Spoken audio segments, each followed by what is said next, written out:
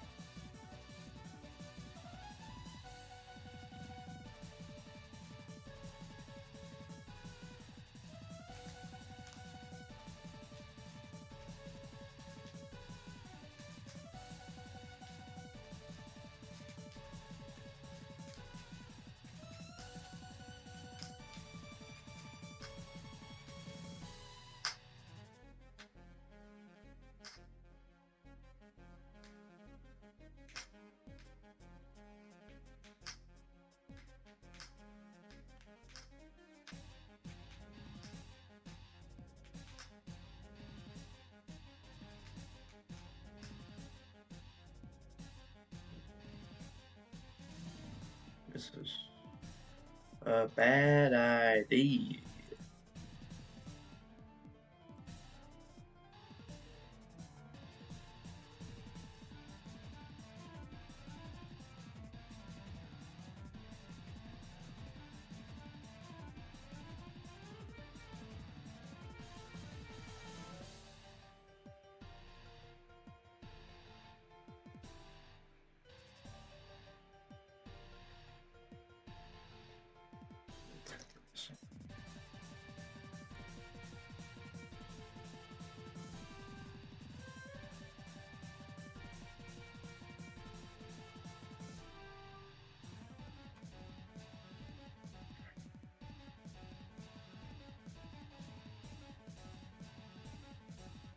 Okay.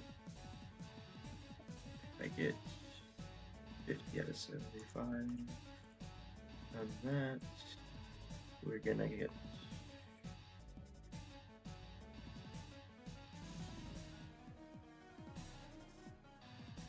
666. And then 800. My grade in the class is an 83.5. Okay, wait. Okay, and then, so, can I do fractions? What I could do fractions? Kind of. 6 plus, let's say I get 100 out of 200, that's 50%. What will my grade in the class be?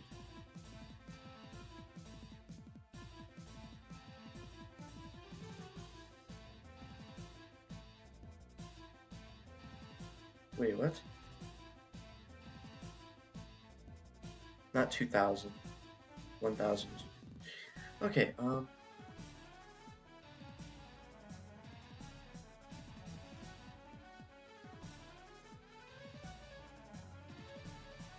oh my gosh. Dude, I have so much leeway here. Even if I get a 50%, it's fine.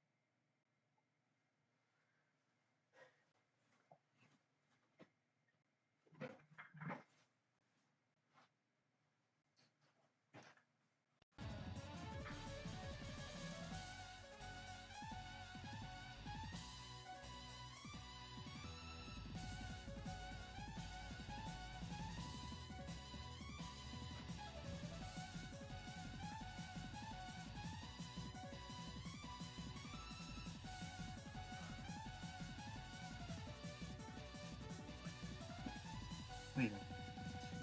This can't be right. This cannot be right. No way. This is not right. Did I do my math wrong? I can get a 17% on this final and still pass the class. That can't be right. Wait a minute. Right? Because I only need 34 points total. This is incredible.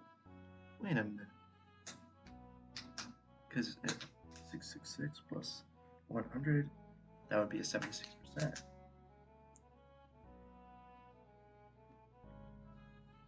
666 plus 34. This is incredible. Wait a minute. What? Even if I get 25% of the final, I will still pass.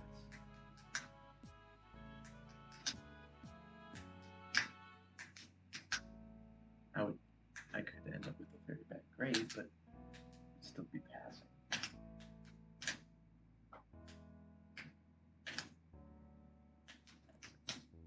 I am good. Okay. I am not getting a 17%. That is like statistically improbable, even if I was just randomly guessing at every question.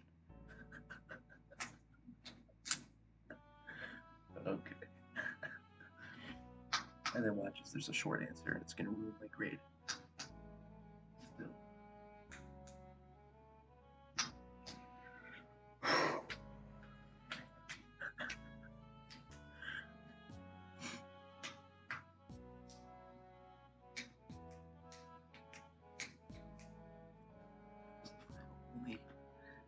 Is my math correct? I can't believe this. How is this even possible? Because the exam is worth, it's worth a full 20% of my grade.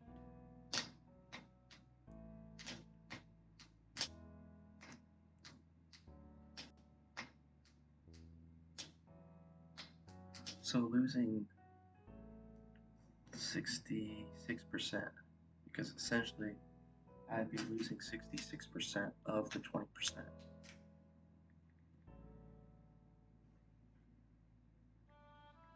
That's 13%, and my grade at this point is basically an 83. So go from an 83 to the 70. This is incredible. Wait a minute, no.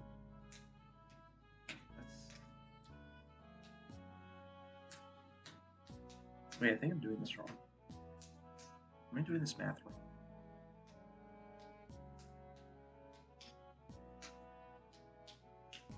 I can seriously just get a...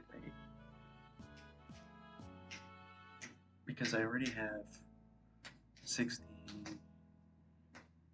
I already have an additional 60 points getting me up to it. Wait, did I do that wrong too? No, I have an additional 50 points from this exam already, bringing me up to a total of 666.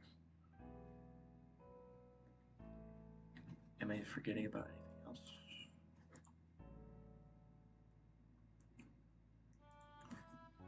And I only need 700 points to pass, right? Let's look.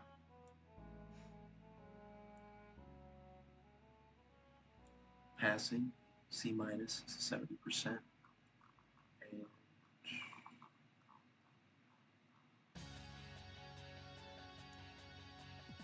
where's the total of 1,000 points? Now the only thing we have left is final. I can't believe I can. Wait, this makes no sense. Wait a minute. Alright. Are you sure?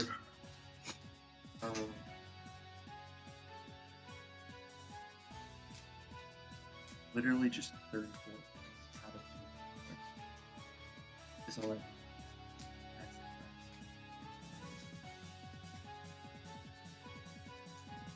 It's not gonna happen. I'm not gonna get a 17%.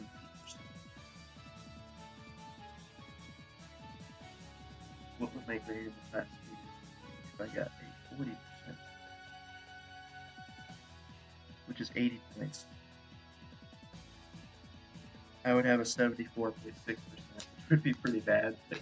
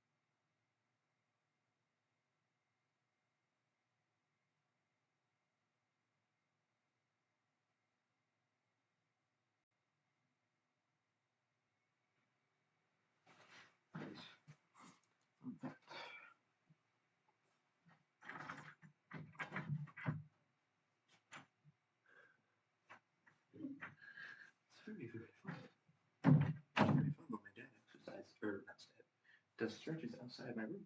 But anyways, I'm gonna go to bed and then fail my test. So I can't believe that I can get a 17% and still pass this class. This doesn't make any sense. How is that even possible?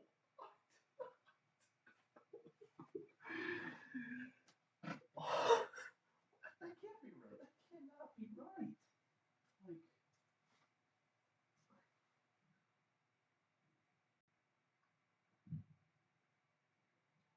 I can literally. Oh my gosh. This is incredible. I, this is free. Like, even if I just answered randomly, I would probably still pass. So it's, like, if I answered randomly, I would be scraping by with like a 72%, but it would still work. Oh my gosh.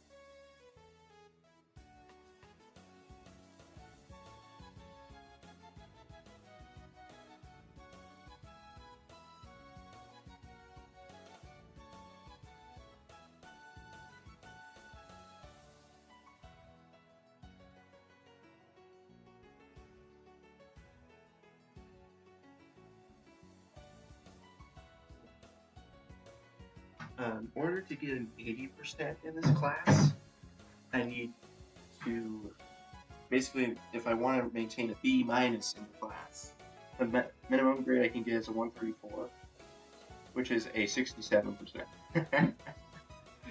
Oh my gosh. Okay. Well, like I'm so happy right now because like I'm almost guaranteed to pass this class. The exam is only 20 questions. It's all multiple choice. And it's all over after this. The only thing I have left is to finish up my job. And I could technically just quit anytime I wanted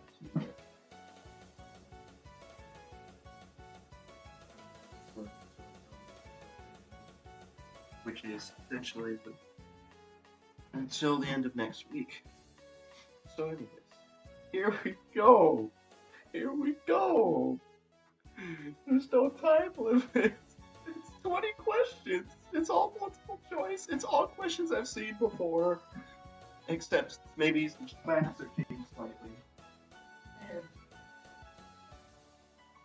And the minimum score I need to pass this class is a 34 out of 200.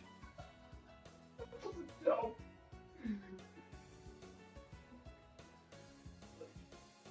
Okay.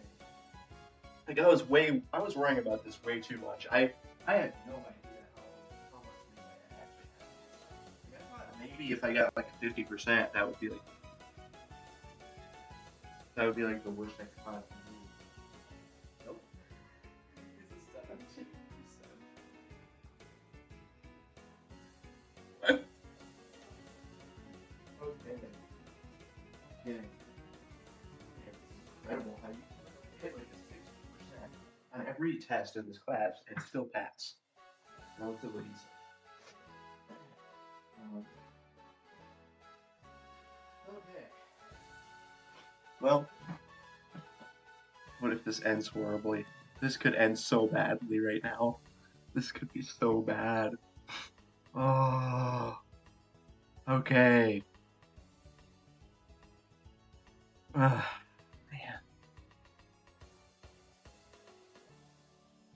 I don't know. For some reason, I don't feel like listening to music.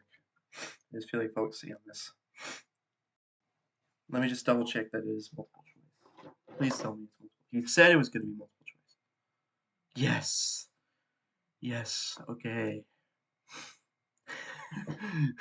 Each question. It's so funny though because each question is worth 1% of my grade.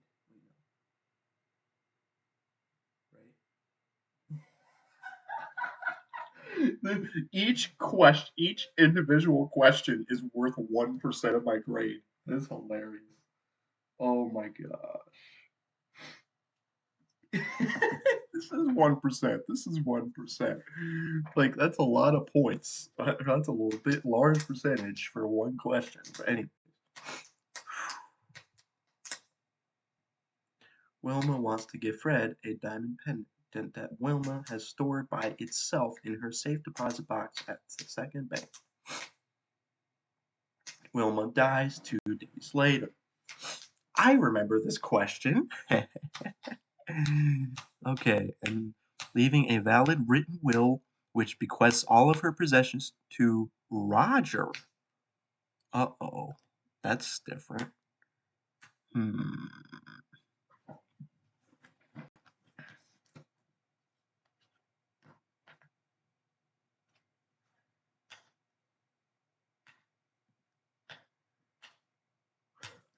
That's a different fact. I don't think that was the same fact as before. Because before, in the previous question, it was like a written note to give it to Fred instead of Roger, I think. Dang it.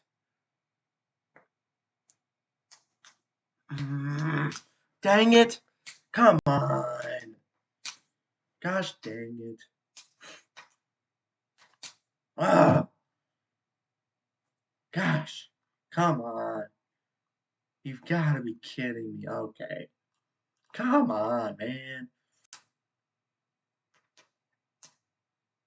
That's when we're going to change the facts. And now it's confusing. I just don't know. Is the fact that she wrote the word Fred on it enough?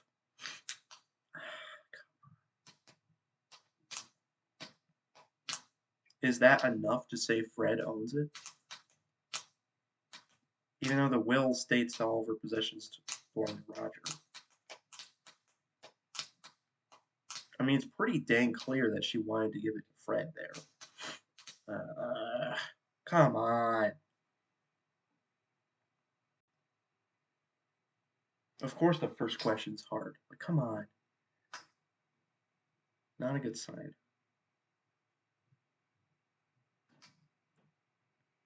Leaves her only set of keys in the Mechanic Corporation's marked drop box for accepting keys after hours.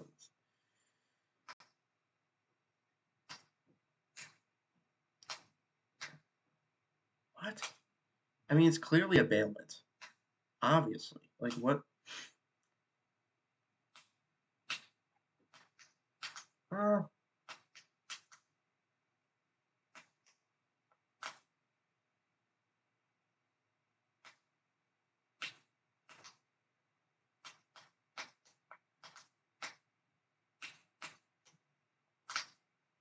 darn it. This is not the same as the last question. Both the first two questions, of course, have different facts. Again, I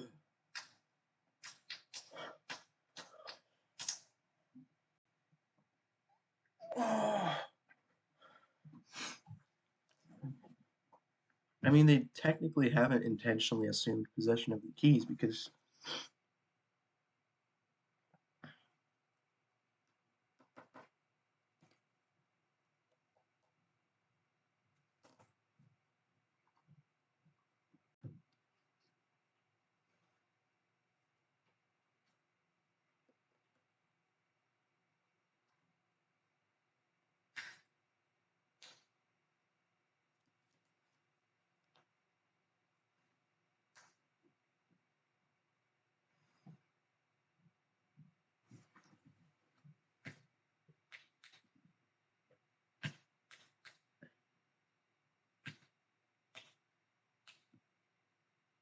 Dude, I remember he talked about this when I went to his office hours, and I still don't know. You've got to be kidding me. You've got to be kidding me. Does it have to be in writing? Does it have to be in writing? Signed writing?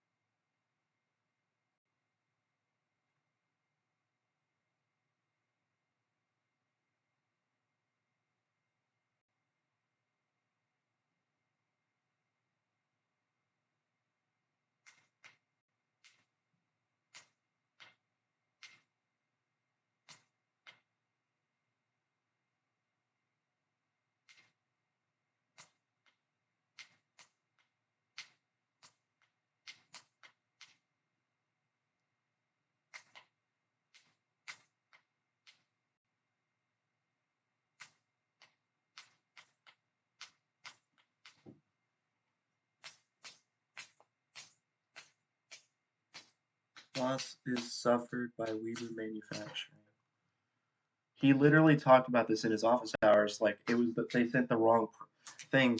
It was non-conforming. So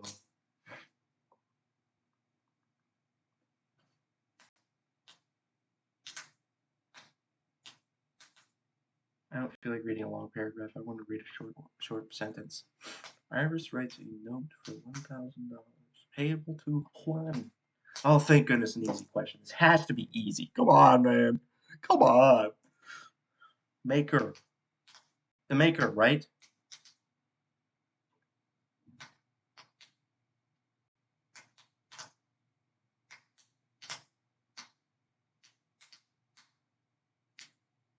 It has to be maker. It has to be. It's not drawer. It's not drawer. It's maker.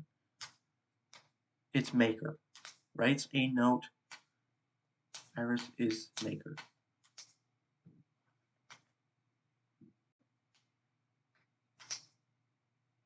She wrote the note. That has to be it. Come on, maker. It has to be. Please. Please.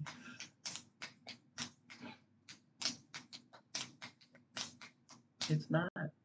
Payee.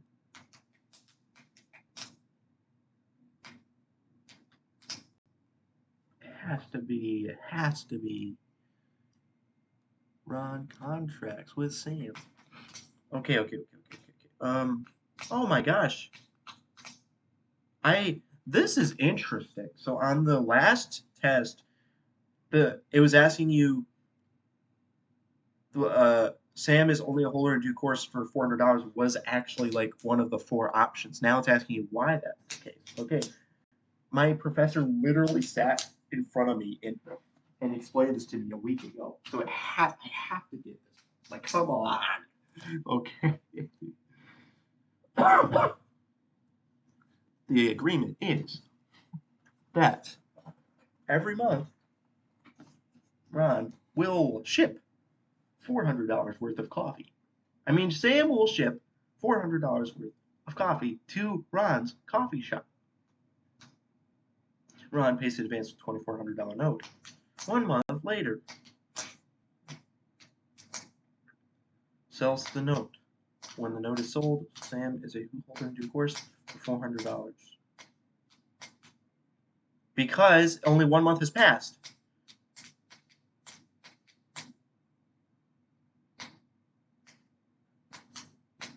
to the extent value has been given. It's not cash that has been given. It's the value that's been given. He's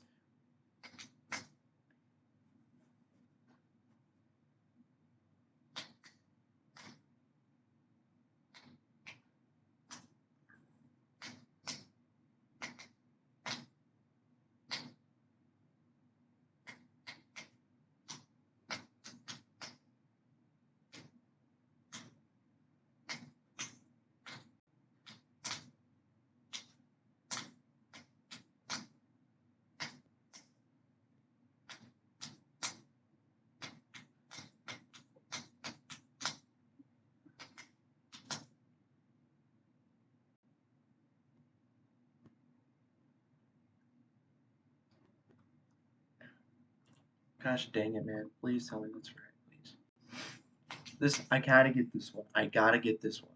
Because I know what all those words mean, right? I have to know what those words mean.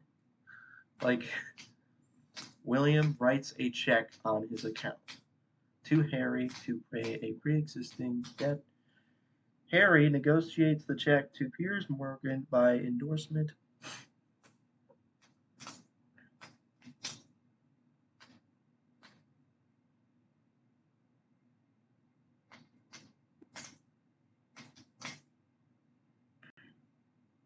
Finally presented the check for payment. It was dishonored, for which he provided notice. Harry, I think he has secondary liability, right?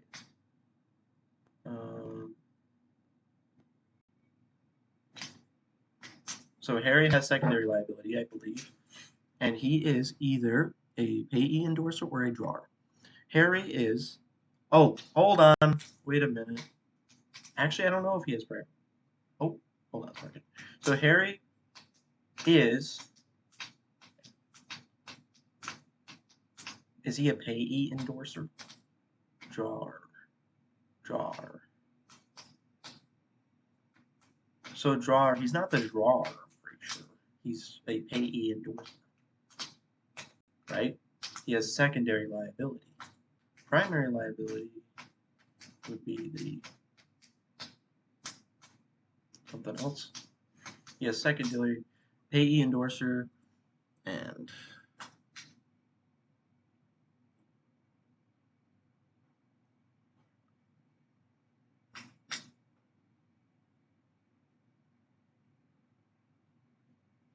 he's not a drawer. He's not a drawer. He didn't draw anything.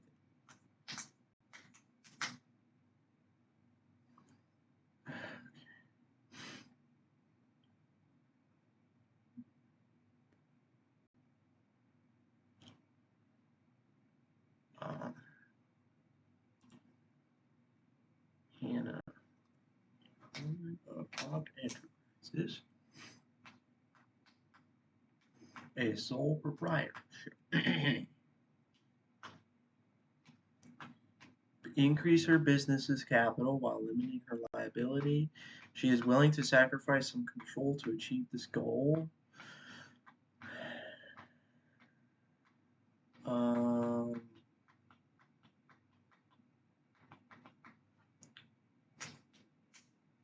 Sacrifice some control to achieve this goal. You can't issue stock as a sole proprietorship. I think it's bringing on a partner, right? Because like she won't be limiting her liability by just remaining a sole proprietorship. So it's gonna have to be bringing on a partner because she can't. If she does issue stock, she can't issue stock because she's a sole proprietorship. If she borrows funds, she's not limiting liability. Selling the business, she would be sacrificing all of the control, not just some of the control. So it has to be bringing on a partner. Bringing on a partner would increase the capital, and it would it limit her liability? Technically, it wouldn't limit her liability, would it? Because she would still have full liability as a partner. But it would be split between the two of them, wouldn't it? So, you can't issue stock as a sole proprietorship. It doesn't make any sense. Am I just overthinking this? I feel like I got this right on a previous test. Sole proprietorship, you can't issue stock as a sole proprietorship. You can't. It's impossible. Because that would make the most sense, except for the fact that it's a sole proprietorship.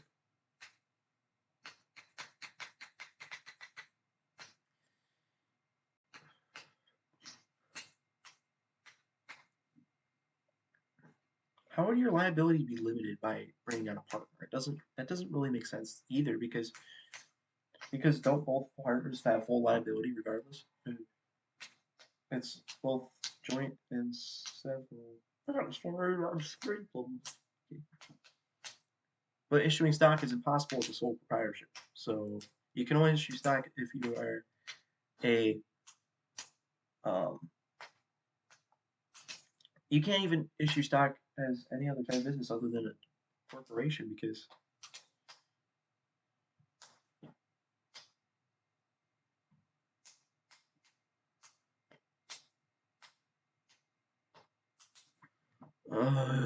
come on.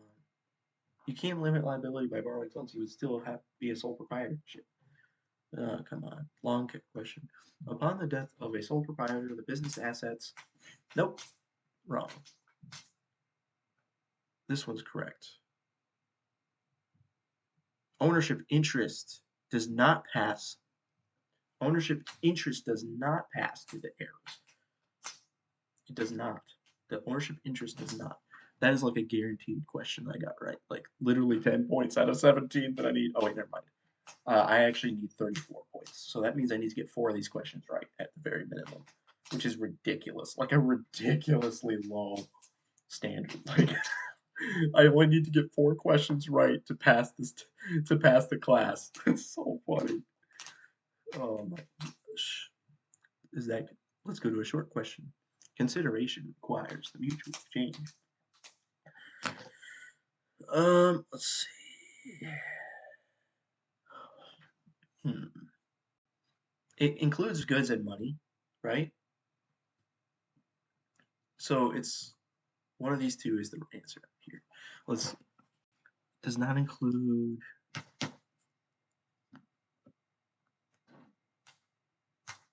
past or current services. Oh, come on. What is this question?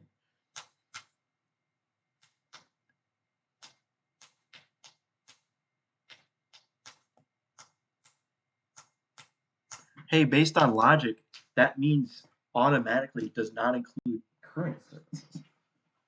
That means it cannot include past services. I'm pretty sure. You can't say something you already did in the past counts as consideration, I think. So I think that's the answer. Because automatically current is excluded. So the only one we have to think about is whether it's past or future. Consideration could be future services, not past services. That was a freebie. Long question, long question, long question. Short question. When not specified, which of the following is correct of Article 2 of the Uniform Commercial Code? I don't know. Quantity is the amount of the good needed by the buyer over a reasonable period of time. Price is the reasonable price at the time of sale. Oh my gosh, what? Buyer takes delivery. Dang,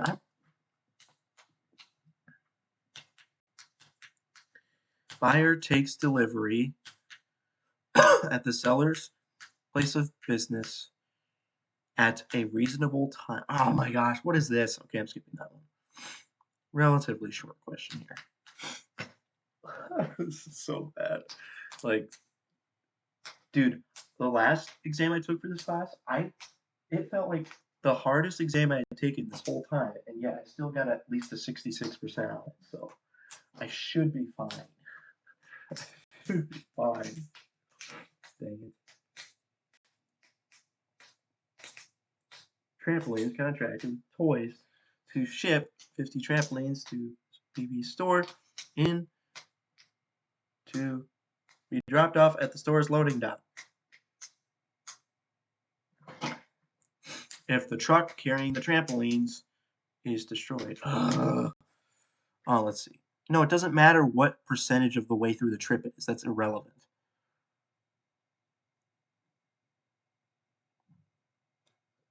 Shipping point.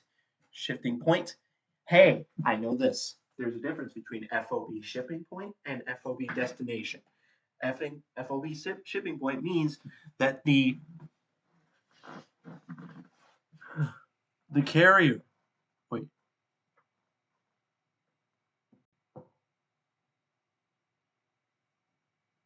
Okay, so basically, destination means that the ownership transfers at the point where. Oh, come on! How am I messing this up? How?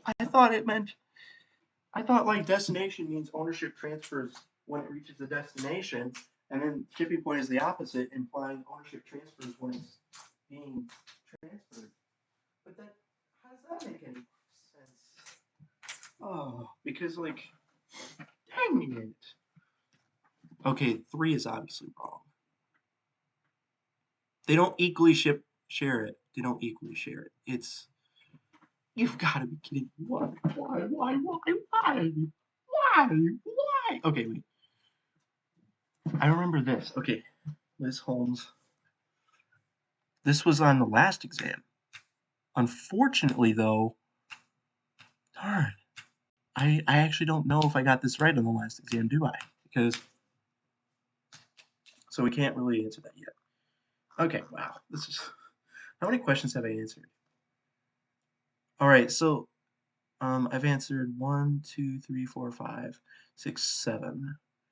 And all I have to do is get 4 questions right. I'm good. This is ridiculous. This is ridiculous. Okay.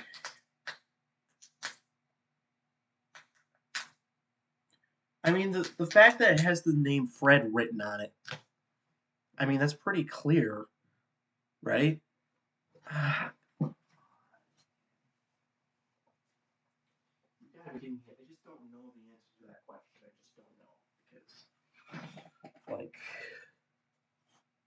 and on the first exam, if the circumstances were that she, like, literally wrote a note to Fred or something like that to say that she wanted Fred to own the thing. But this time it's different. All it is a note, is the word Fred written on duct tape. That's all you have? Like, and the fact that she just wanted to, what?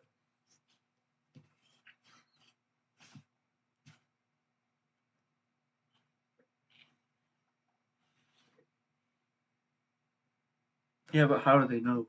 What if Fred just wrote that? And how did? What's the? But does it have to be? Is that enough? I don't think. I think it can't actually be just the duct tape by itself, man. Because um, because it has to be a written note or something. Can't it? Doesn't it have to be that? Because it's like valuable or something. So it has to be like it technically was written on duct tape, but that doesn't really. It's not really enough. So gosh, dang. Seriously, serious. I've only answered 7 out of 20 questions in 24 minutes. This is bad.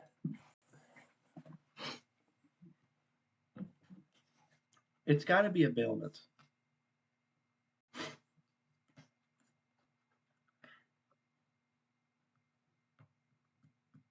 But they didn't intentionally assume possession of the keys. That doesn't make any sense.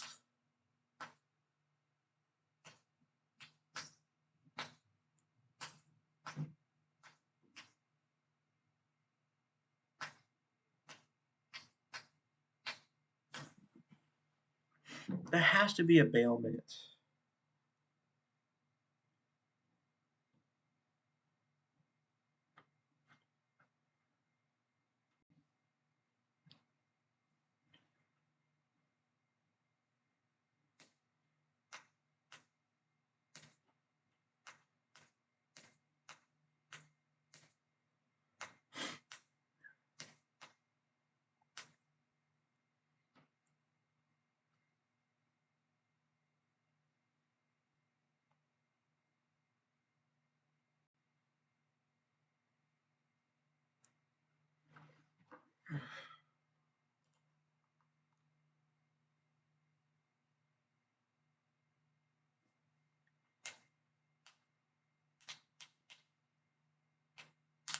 Consideration. No, I don't think consideration is required. Is it? So, man, he literally told me.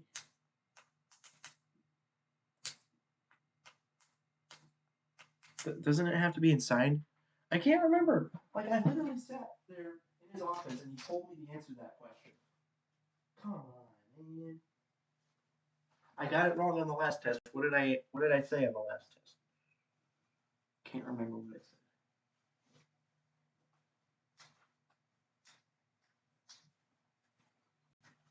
I think it has to be signed writing. Doesn't it have to be signed writing?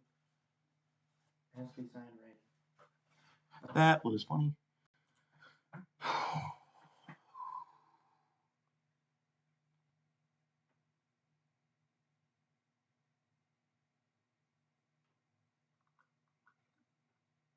Well, slightly longer question.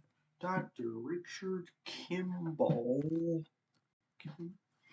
as wrongly convicted felon who has lost his medical license, is flying on Con Air to new prison. Well, I don't remember this question. What is this?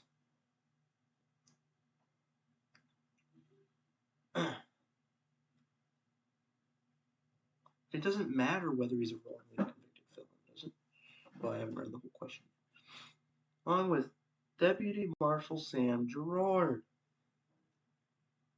When Con Air crashes into the Ohio River, Kimball rescues Gerard from drowning and begins rendering aid for injuries he suffered from the crash. After a while, Kimball realizes he has a golden escape opportunity, ceases rendering aid to Gerard, and abandons Gerard in the woods near the crash site. Gerard eventually succumbs to his injuries before paramedics could arrive. Sue Kimball for not continuing to render aid. No, I think Kimball's not gonna. They're gonna say he didn't have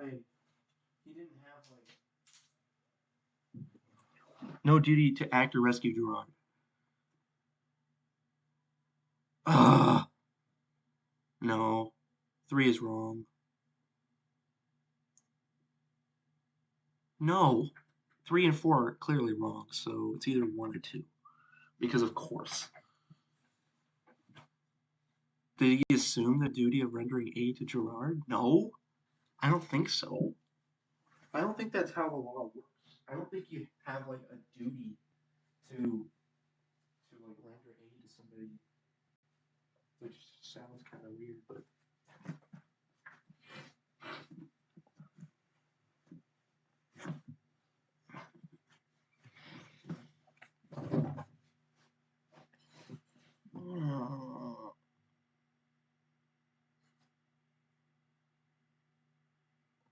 it's not like the instant you start helping somebody, it automatically changes, and now you have to keep helping them.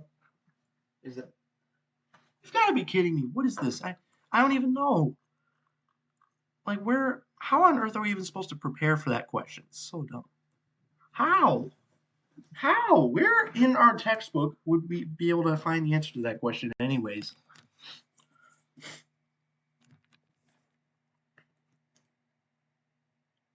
Here's another question that wasn't on any of our previous tests.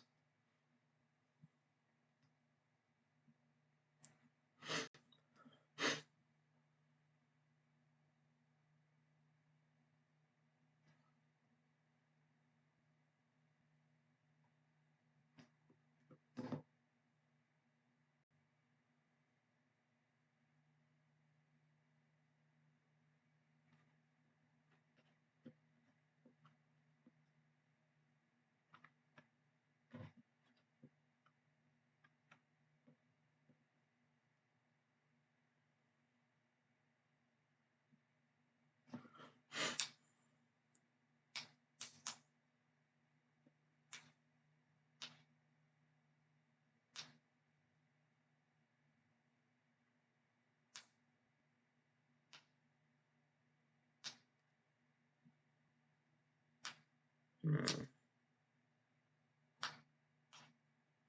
Good faith provision.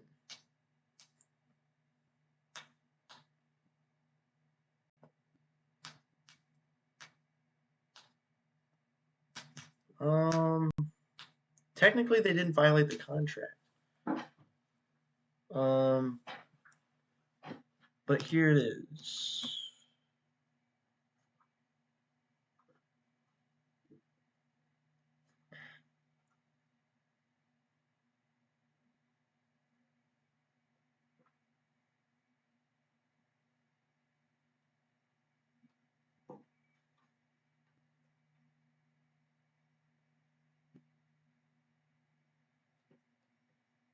I think both of the no's are incorrect.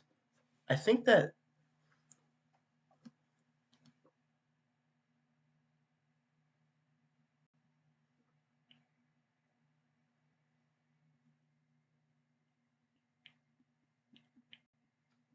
yeah, but I don't, none of those answers look right to me because,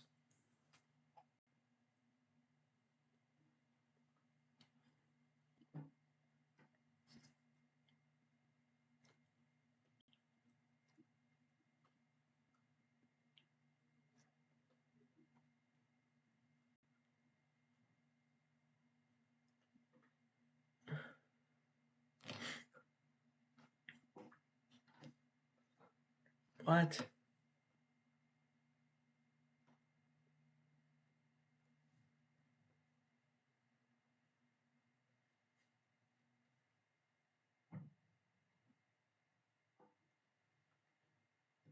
Come on. I don't know. Gotta be kidding me. Wait a minute, why did I skip this question before? Oh.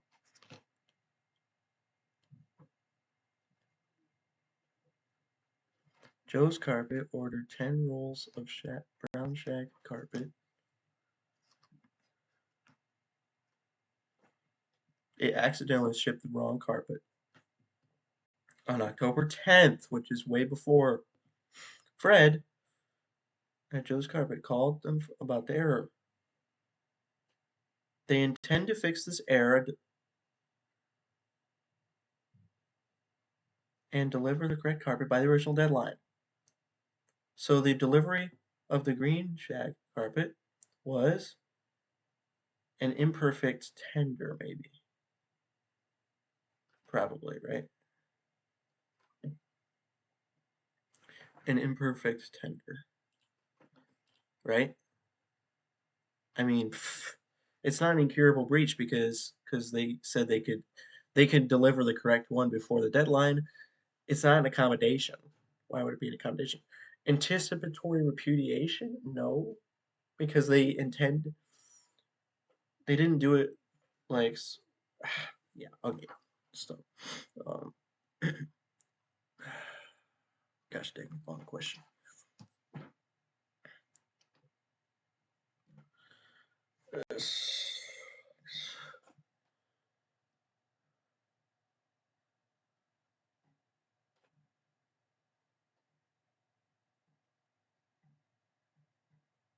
I'm gonna be I'm gonna dude, imagine if I get like a 50 out of 200. It's gonna feel really uncomfortable, but it's technically I'm still gonna pass. Like this is no, there's no way I'm gonna get this that many wrong. There's no way.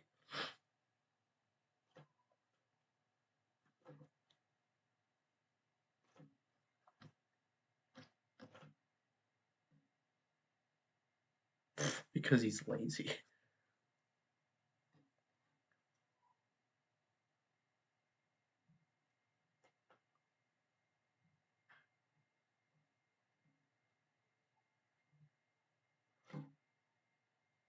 Full-time clown. Oh my gosh.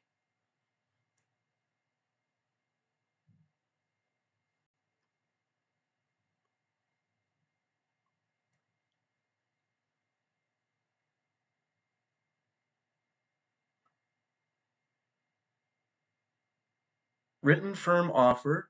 Now, she's in the business of selling balloons, right? I don't know. I She's not in the business of selling balloons. She's in the business of being a clown. I think those are two different things. It's so weird that this is a thing I'm talking about right now. Gosh, it's not a firm offer. She's not a merchant because she doesn't sell balloons. She is a clown. That's a different thing, technically, right? You can't say I'm in the business of selling balloons. No, I'm a full-time clown. That's a completely different thing. Like there's like a balloon like there's not balloon stores, but there's like stores that sell balloons. We're in the business of selling balloons. That's not the same thing as being a clown. So I don't think the written firm offer is going to even be valid because it's not Mary's not in the business of it.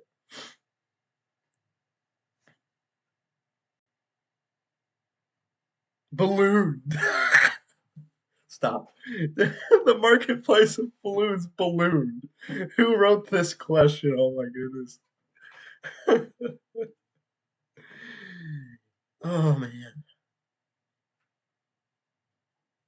Oh my gosh, Sam is so pathetic.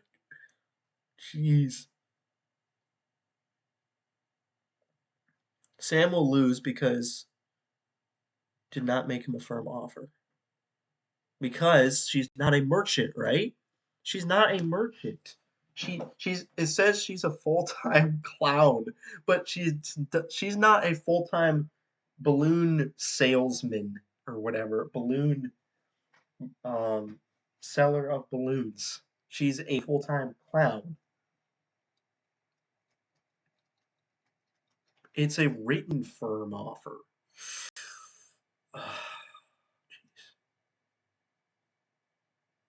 It's not an option contract, is it?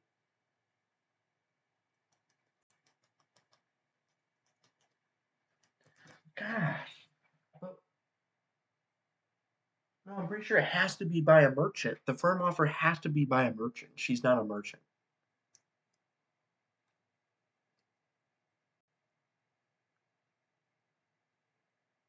Her job is not to sell balloons. Her job is to be a clown.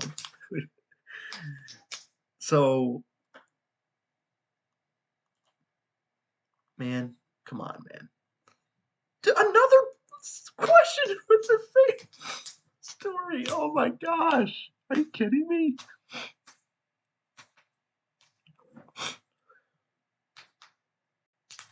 Recently, he's become concerned about inflation.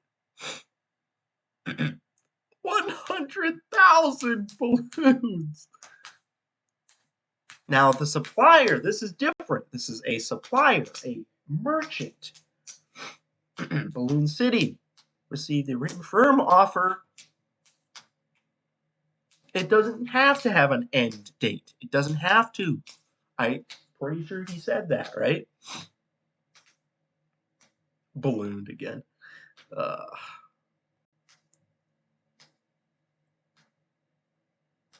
He tried to purchase it on December 28th. Okay. Sam will win because it was a firm offer, right?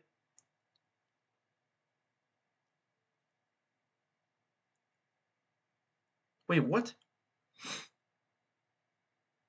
What do you mean hold its irrevocable offer open? Wait a minute. Can you revoke a firm offer? Can you revoke it?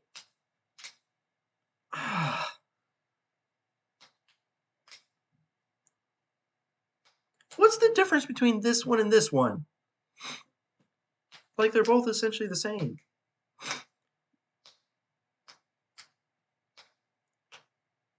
They did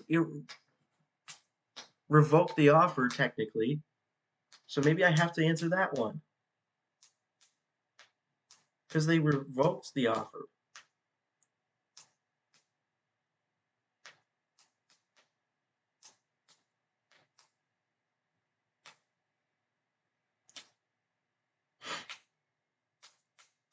Darn it. I hate this. You've got to be kidding me. You've got to be kidding me. It's literally like a 50-50 between this one and this one.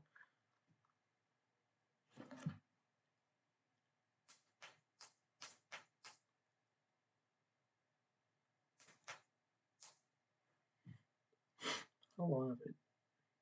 41 minutes.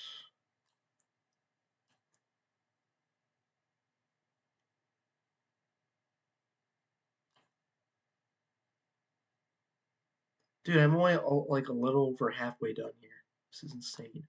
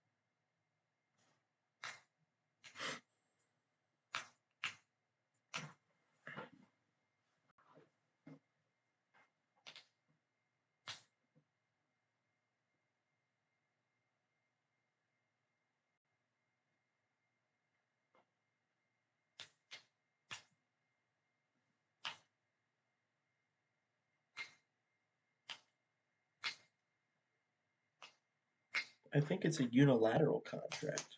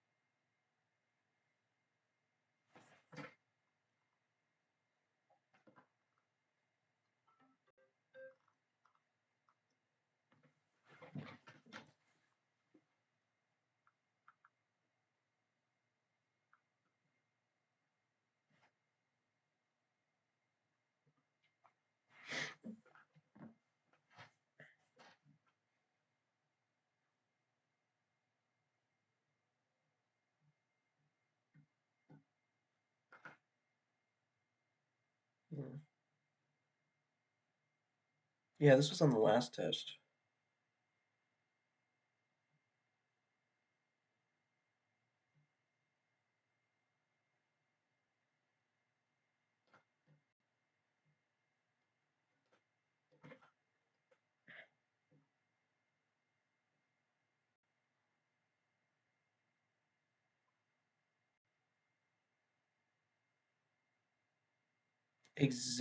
Non-exempt, non-exempt. She's non-exempt because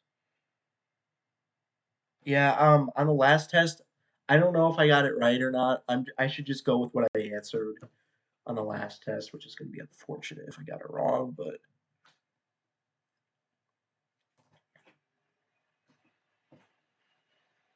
what the heck? Which one did I answer though? I'm pretty sure I answered the duties one, right? Alright.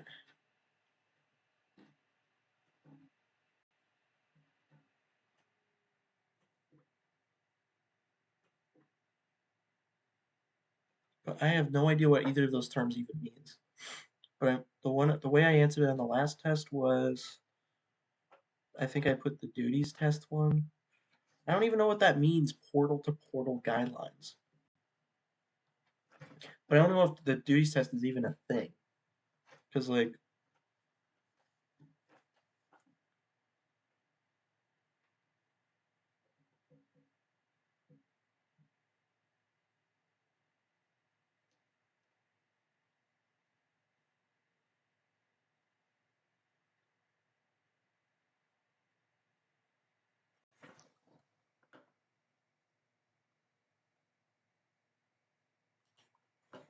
Um,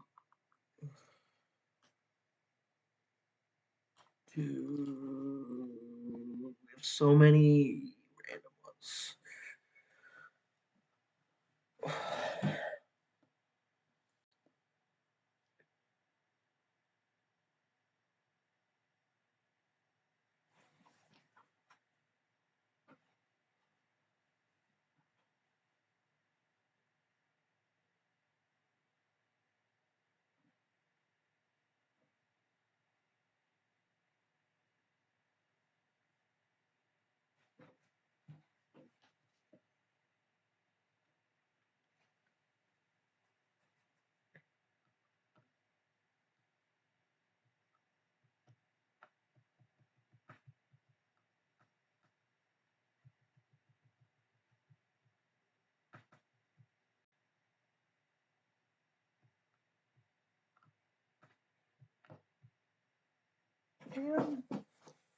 Man.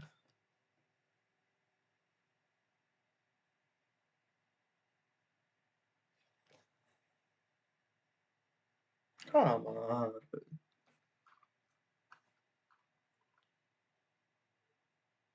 Oh, man.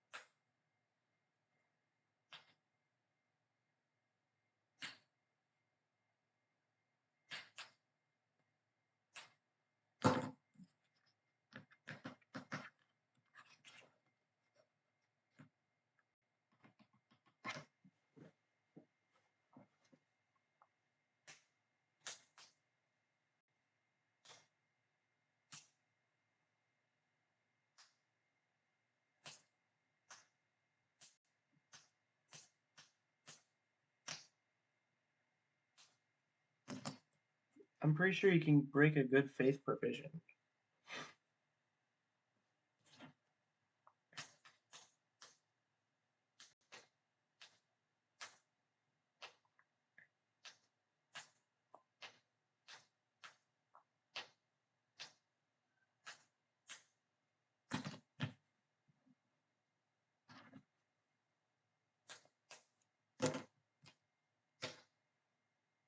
It.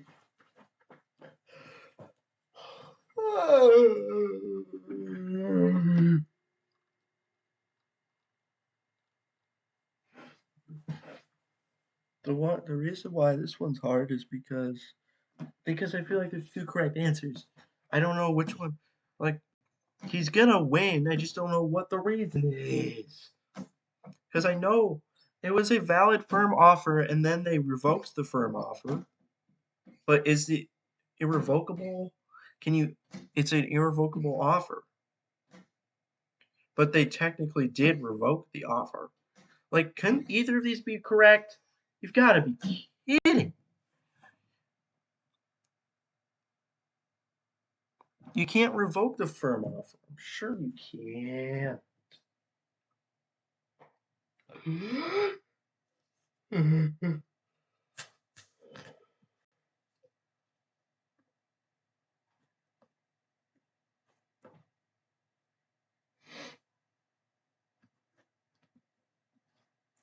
Why? Why? Why?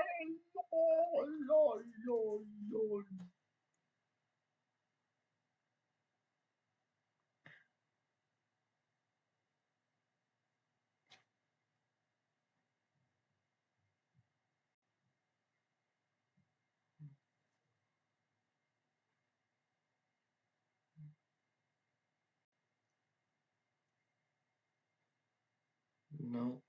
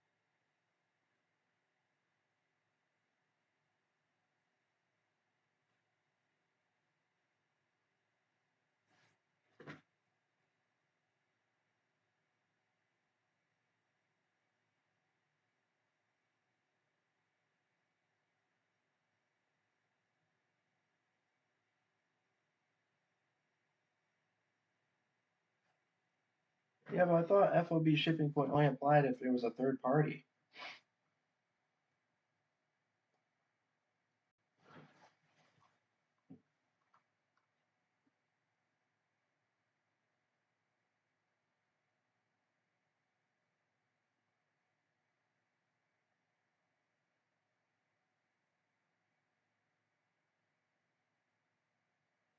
Yeah, in the last test, I know what I answered. Um, I know what I answered on the last test. I don't know if I got it right.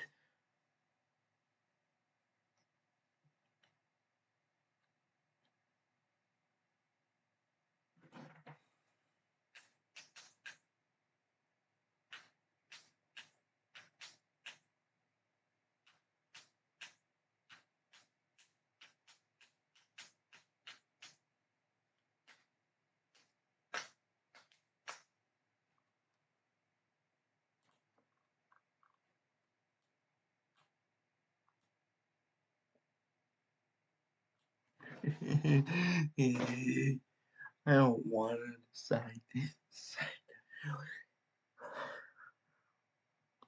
Like, like most of these are just like 50-50 here. Like, should I just answer what the morally correct one is or the legally correct answer?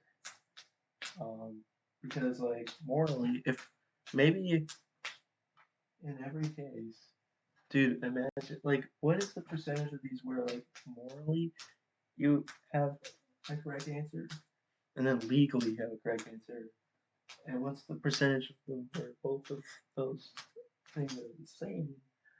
Because in question one, I mean, just the fact that, well, the fact obviously she wanted to get further time and she had Fred written on it. But is that enough legally to say that? You know, I don't like. I thought maybe you'd have to have a written agreement or something. And this one, well, I already answered.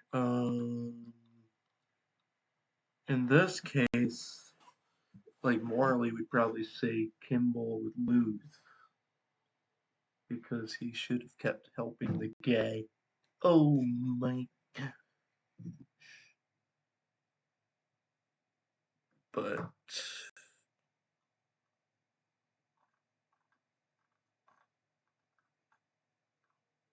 in this one, it's like yes, because what? Because it kind of is like just on a technicality that they were able to end the contract. But which, yes, because technically it's not like they were dishonest about why they were doing that. They didn't, they weren't dishonestly ending it.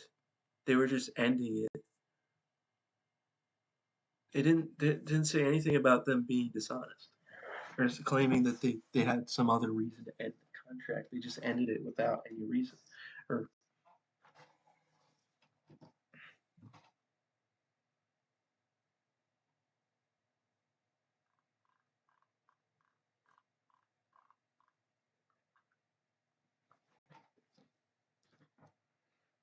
and then this one is just the technicality as to whether it's this one or this one. It's so you've got to be kidding me. Like I could just flip a coin. I could literally just flip a coin on all this on all those 50-50 ones like and maybe I'd be fine.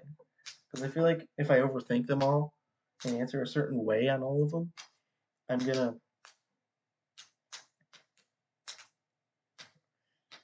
to like pick the wrong answer by accident every time. Whereas 50-50 it's just complete random chance whether or not it's going to be I'm going to answer incorrectly.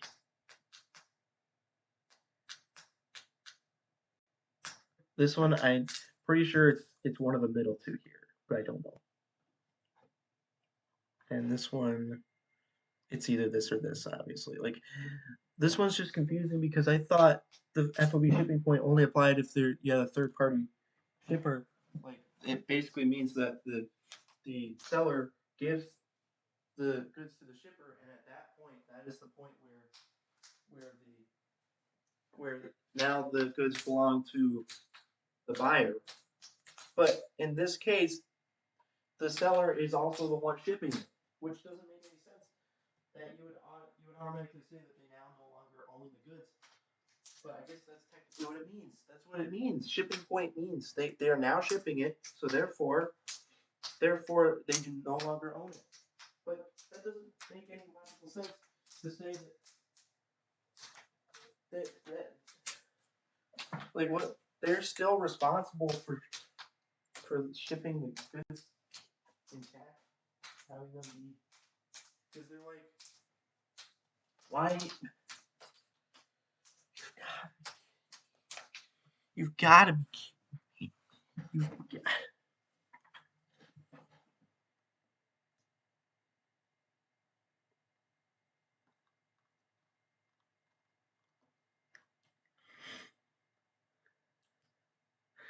I could just flip a coin. I don't want to flip a coin.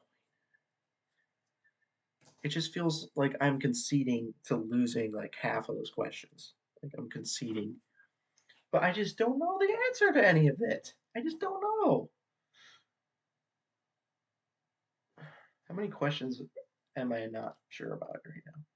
1, 2, 3, 4, 5, 6. 6 out of the 20 questions are like I'm literally stuck.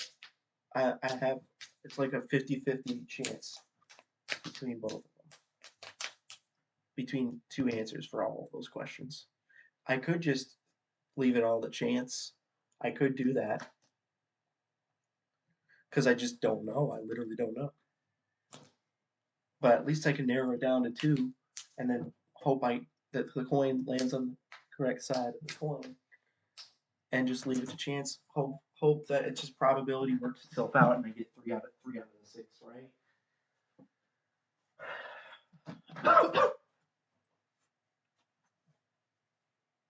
Am I gonna do that? Am I seriously gonna do that? Am I seriously going to do that? Okay. Um, am I seriously about to do that? Oh my god. Well, technically, for that one question, they did revoke the offer. Does that mean they revoked an irrevocable offer? So that's the right answer because they technically did revoke the offer. They revoked it. Where is it? Where's it? Dude, where's it? Where's that one? Like, they didn't hold the irrevocable offer open. They technically closed the offer.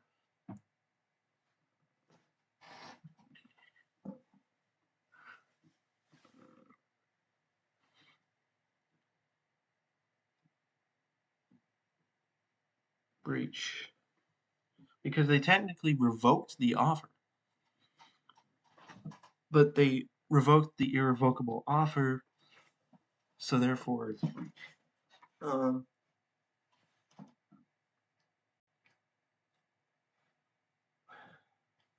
But the first one is also correct, isn't it?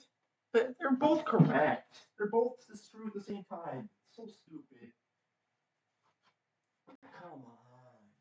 It's just a technicality. Like, it's clearly a breach. And then watches them completely wrong and you can revoke a firm offer. I'm sure you can't. Like, that's the whole point of a firm offer, isn't it? Because then, why would you ever make?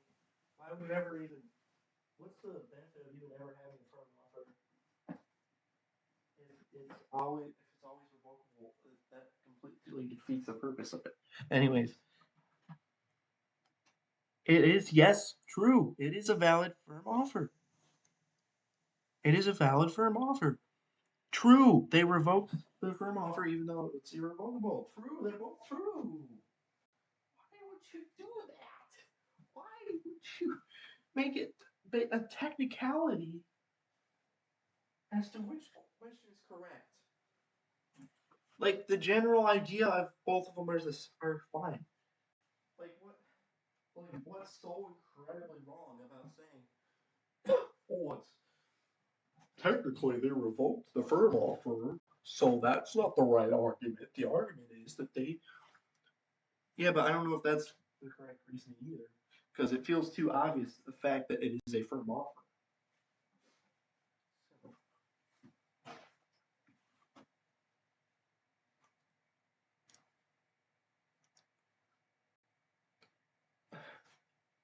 It just feels like.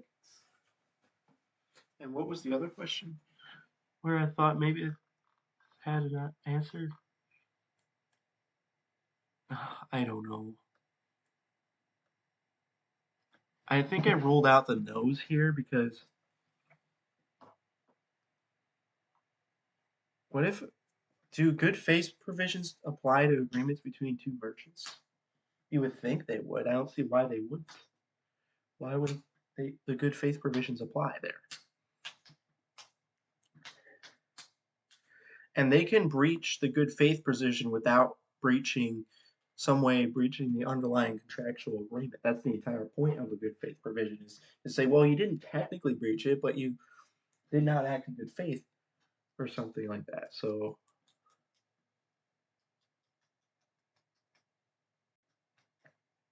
but it doesn't really make sense to say that they were not honest in fact. They weren't dishonest. They just breached they just like they just terminated the contract on a technicality because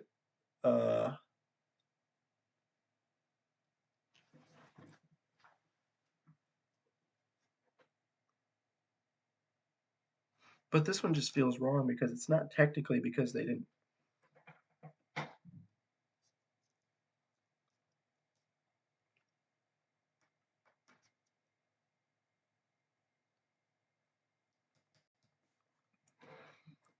I don't know if this one even is a 50-50. This one's like I don't even feel good about either of these answers either. None of these answers look right. They're right. Gotta be kidding. This one's 50-50 because I have no idea whether that's a thing where if you start helping somebody and then you decide to stop, that's illegal. Or well, it's not illegal, but it's like, well, yeah, breaking a contract. It's illegal to start helping somebody and then stop, but it's legal to just not help somebody at all. How does that? That doesn't make any sense either. Like neither of those things make sense. Like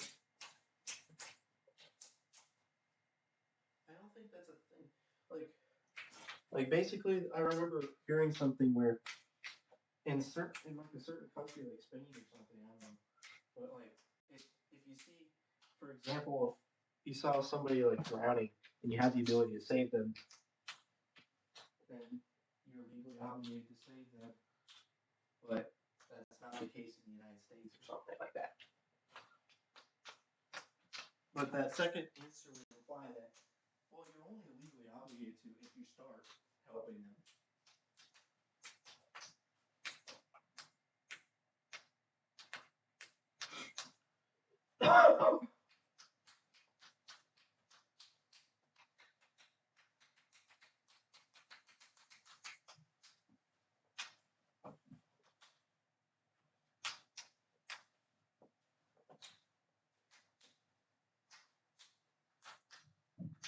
But why do I just feel like it's correct to say that second question? Why do I feel like that's correct?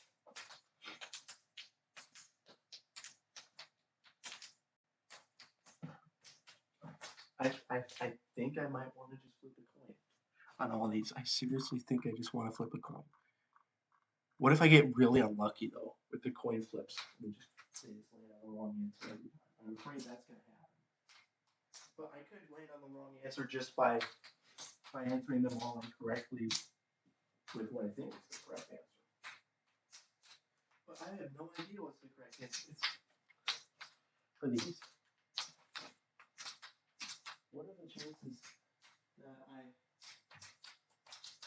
that the coin flip is going to completely screw me over here? Like,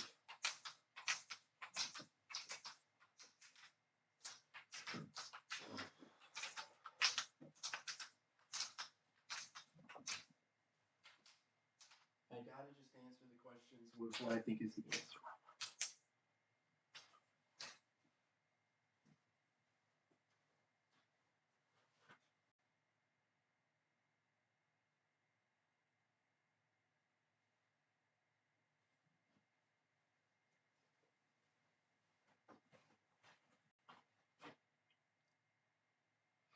Is the fact that the word friend was written enough? How do we know? The only evidence we have, well, I guess Fred would say like technically they didn't say. Why? Screwing myself over is fun. Screwing myself over is fun. What do I want to decide on this one? That he didn't have a duty to act, or he assumed the duty to render aid. He assumed. If you assume the duty to render aid, is that something? Is that something? He didn't have a duty, but did he assume it? Did he assume it? Did he assume?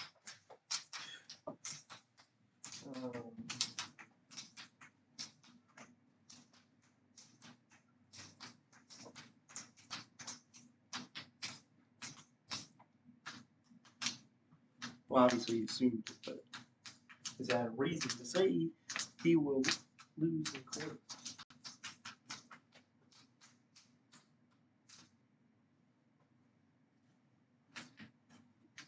Is that even a thing? That's completely different from the test question from the last test. The last test, what the question said was that somebody rendered aid to somebody, and then the person who got the treatment is now is required to pay them for their services. That was different. So come on, man. You said that the questions were going to be the same. Not even close. It's a completely different question now.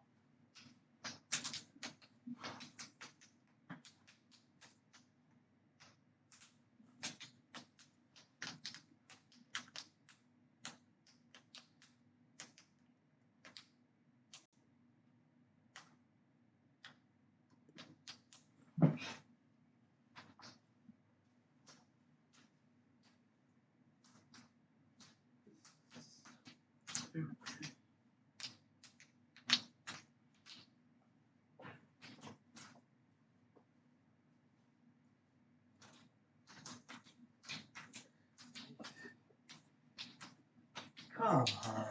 I was not going to skip any of these.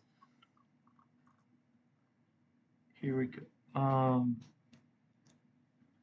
Okay, this is the question where literally none of them look like they're correct.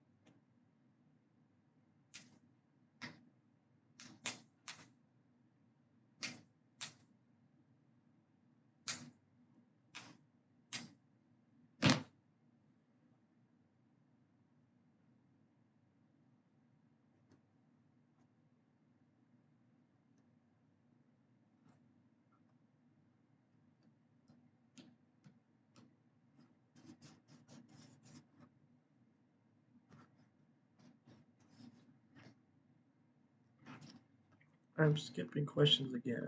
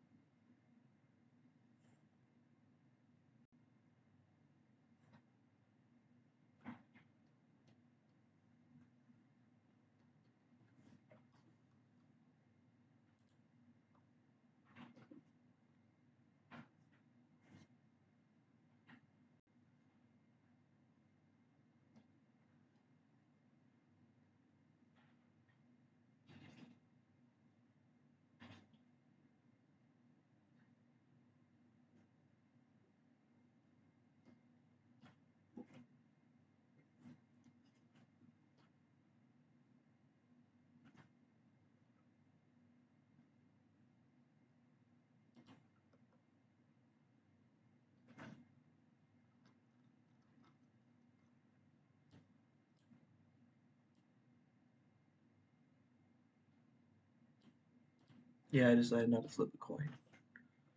I decided to just go with what I thought was the correct answer.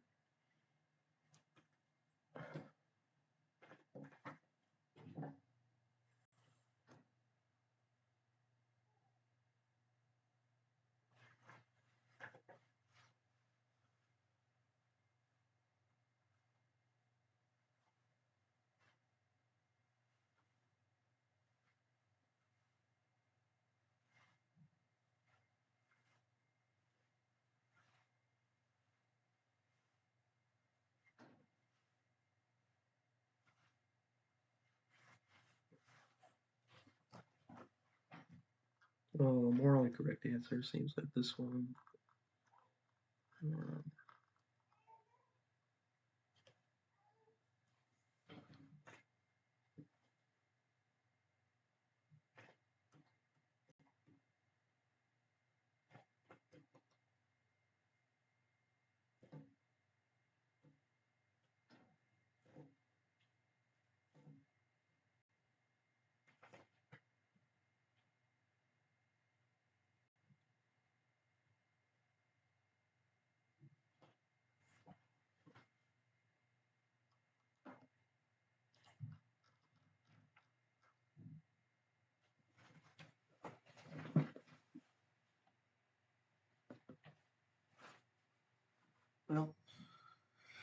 There's no way. There's no way I'm getting less than. Basically, what needs to happen is I need to get 40. 40, that's the minimum. Like 40 is the minimum. I'm afraid. I am so afraid. Like, this was not good. This was not good. Like,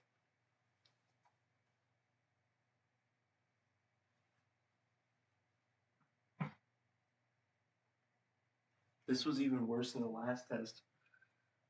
But I need to get 40 out of 200. That's such a low bar. Um,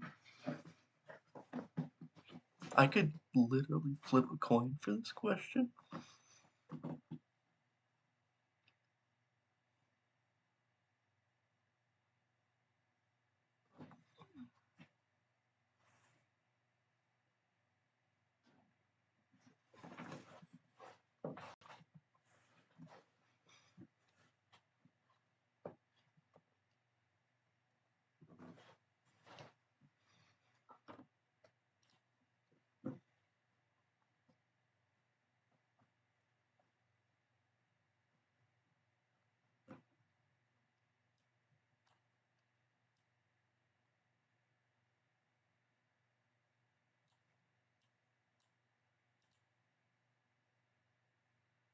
Oh my gosh.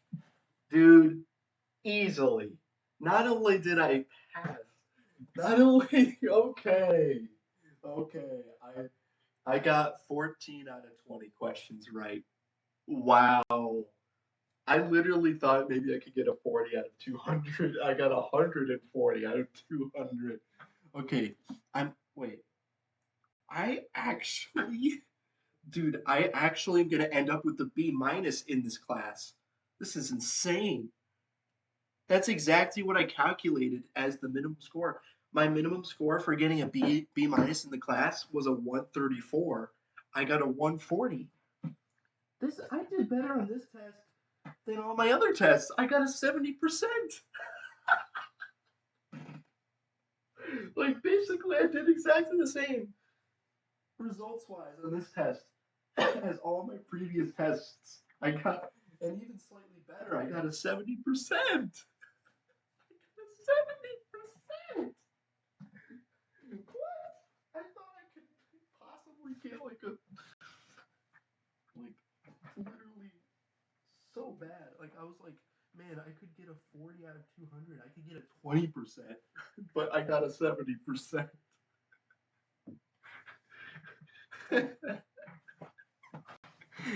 Like I'm literally happy about getting a 70% on my final.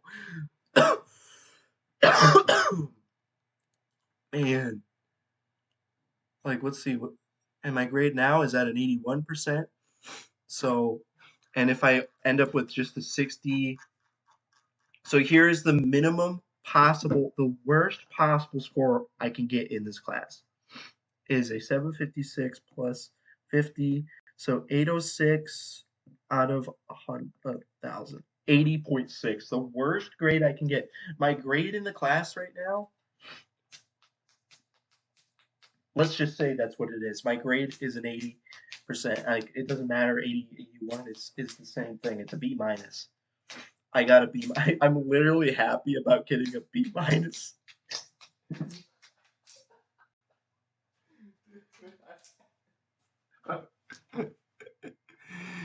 We don't have all the scores yet, but I'm in the upper quartile of that. That's pretty funny. The lowest score so far is 110 out of 200. I thought maybe I could get a 40 out of 200 because that was so bad. Oh my gosh, I only got 6 questions wrong. Dude, imagine if it was the 6 questions that I got stuck on at the end. That would be hilarious. But it's probably not. It's probably a like random selection of the questions. It was essentially. Oh my god. I don't really deserve to have a 70% because, like, honestly, over half the questions, maybe even 75% of the questions, I didn't really know the answer to. The question, I just gave my best educated guess. Oh,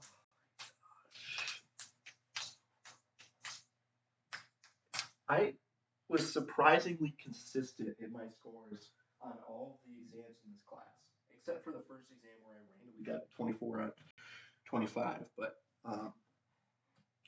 like I got basically between a 60 and 70% on every exam in the class,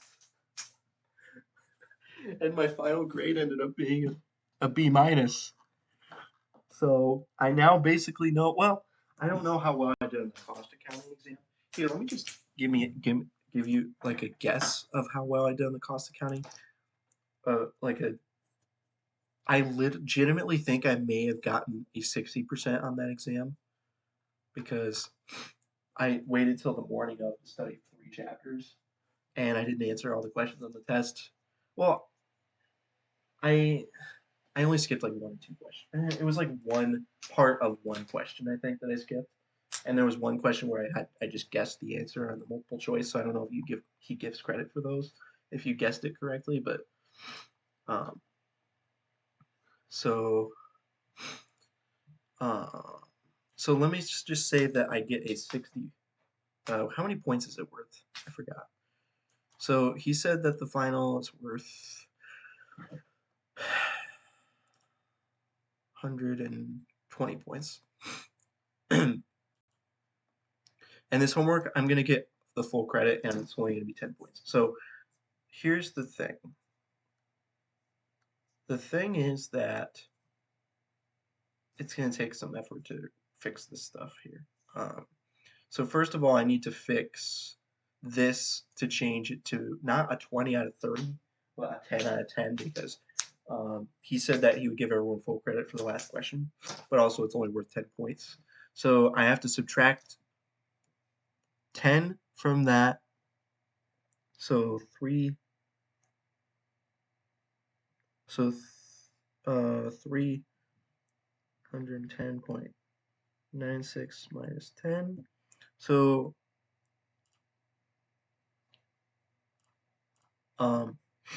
300.96 divided by, and then we have 335 minus, that one should be minus 20 to get to a 10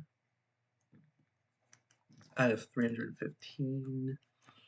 So that should be my grade before he grades the final exam.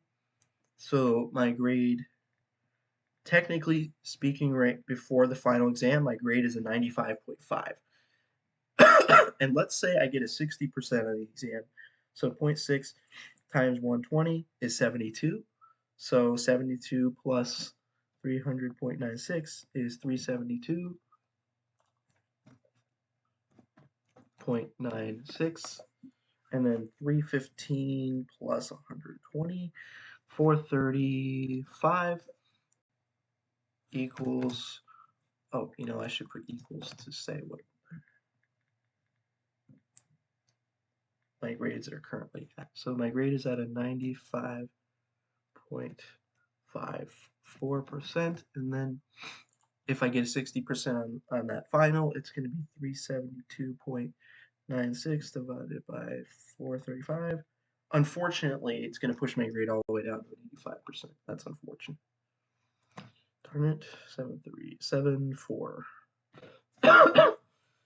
So that's the, hopefully it's not any worse than a 60%, like maybe it's an 80%. So if I got an 80%,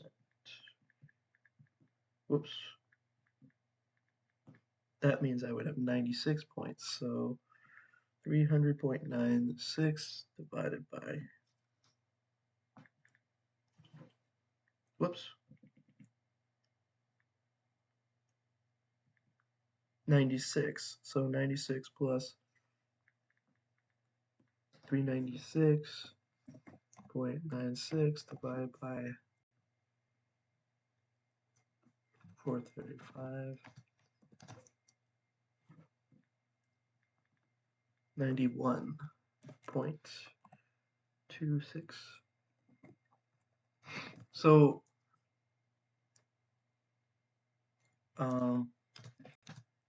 before exam is graded, and then if I got an 80% on the exam if I got a 60% on the exam. There's no way I'm getting worse than a 60%, right? There's no way.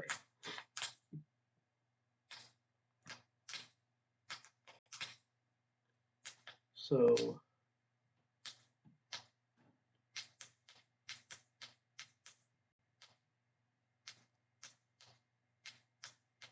the worst possible grade that I would end up with this semester for all three classes is going to be an A. Wait, is 85 and a B? Let's just say it's a B. So A, B, B minus. That's the worst it can be. It might even be an A, B minus. I don't know. My grade could really still be. I don't think I got higher than 80% because I mean maybe I did, but I don't think I got a high enough grade on the final exam to actually end up with an A in the class. So it's probably going to be an A minus. Maybe, probably, or it's honestly I think it's going to be a B, like maybe halfway between them. Like I think the lowest score I got was a 60%, maybe. I mean, it could be worse. Like even on my advanced law exams where I was struggling massively, I still ended up with more than 60% most of the time. So maybe I should just say my minimum grade is a 60. Like I literally got like a 60% last semester in my final in intermediate accounting 2. I literally got like a 60 something percent. I was like, oh my gosh, really? I studied more for that exam than for the previous exams, and I did worse. So I don't know, maybe it is possible to do worse than that. So, but I think the point is, I pretty easily passed all three classes. Man. And I'm almost certain in this class, literally the worst grade I can possibly have in this class is a 80.6%. So B minus is guaranteed in that one.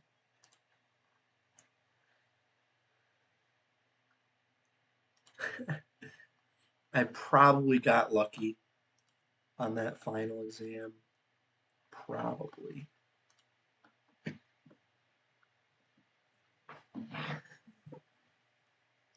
But we're done. We're completely done. I got exactly the upper quartile. The high score was a 170. Well, so the best score so far is a 17 out of 20.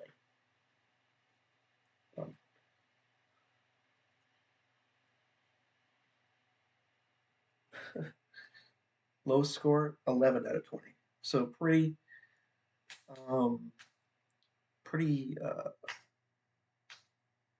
close, like literally between 17 and 11 out of 20. That is not a very big, large range of outcomes there.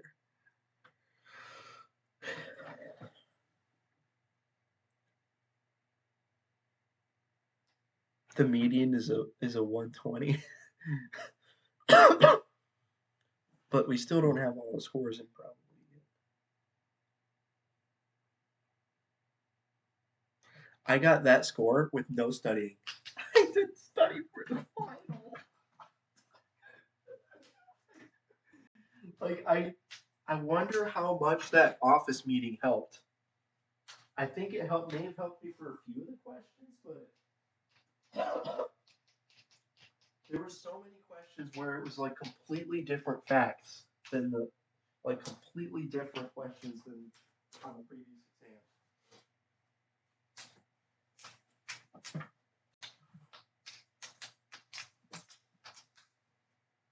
14 out of 20. Oh my goodness. 14 out of 20 correct. All I needed was 4. I literally only needed 4 questions and I would have been fine, and I got 14. So not only did I pass the class, but I actually ended up with the B minus. Very nice.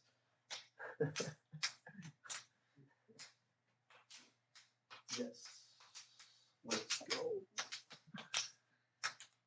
I have completely passed everything that was fun.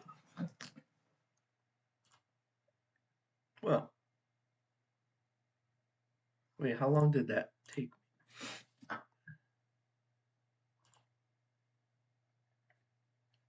Stop, I gotta click the thing. I took an hour and 18 minutes. An hour and 18 minutes for 20 questions.